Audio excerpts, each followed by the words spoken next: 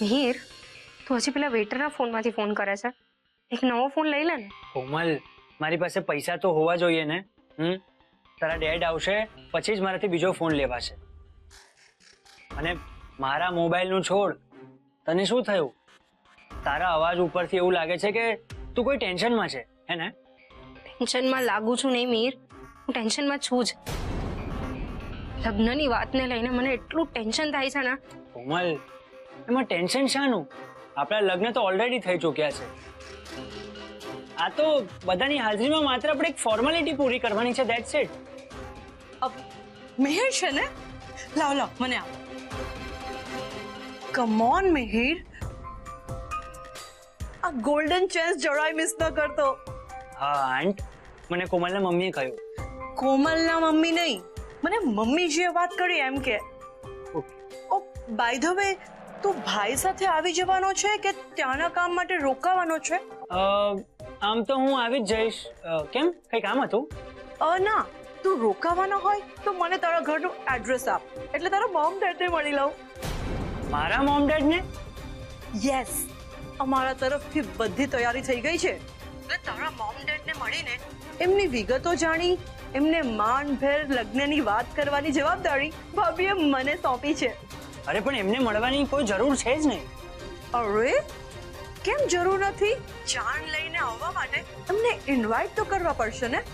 ચાલ ચાલ, મને ફટાકથી એડ્રેસ આપ, એટલે આજકાલમાં એ લોકોને મળીને હું એ લોકોને લગ્નની વાત કરી લઉં. અરે મને કોને શું વાત કરવી છે તમારે? કેમ આમ કરે છે મિહિર? પહેરમણીની અને બીજી વ્યવહારની વાતોમાં તને ખબર ન પડે.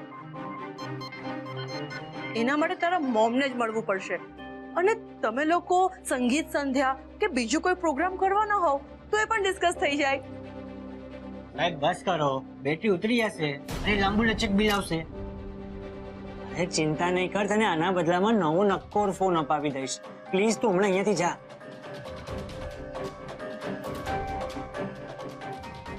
કોમલ, તારા મોમ ડેડ તો ધાર્યા કરતા ઘણા હોશિયાર નીકળ્યા.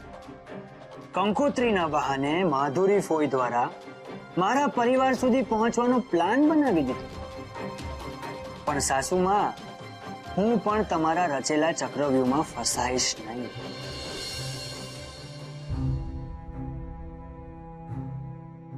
મોટી બેન, હજી ઊંઘ નહીં આવતી મળે? ઊંઘ તો આવે છે સવિતા, પણ ડર લાગે છે કે ક્યાંક હું આંખ મીચું ને મારી કોમલ ક્યાંક પાછો કોઈ ખોટો નિર્ણય ના લઈ લે.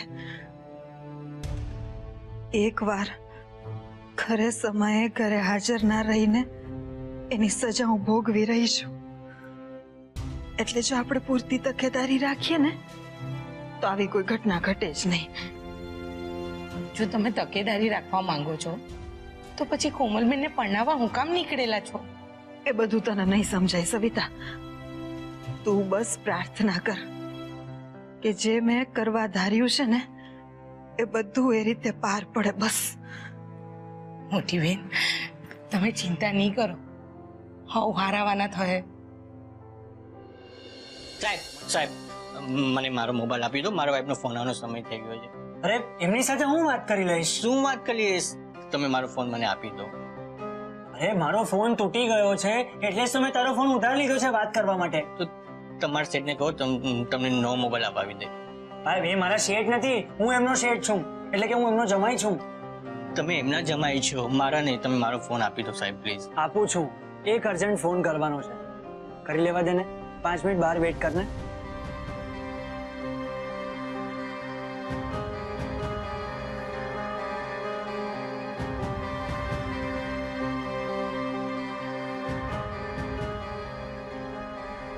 હેલો, મારા સાસુમાં તો જબરા ખેલાડી નીકળ્યા.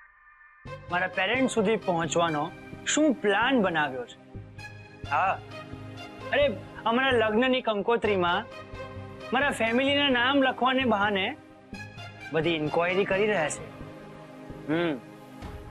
સાંભળો, મને લાગે છે કે આ લોકોને આપણે કોણ છીએ બતાવવાનો સમય આવી ગયો છે. આટલું જલ્દી ગીવ અપ નહીં કરવાનું. હજી પરફેક્ટ સમય આવ્યો નથી, એટલે એટલે ભલે તડફડતા થોડા દિવસ, આપણે ક્યાં કઈ કરવાનું છે.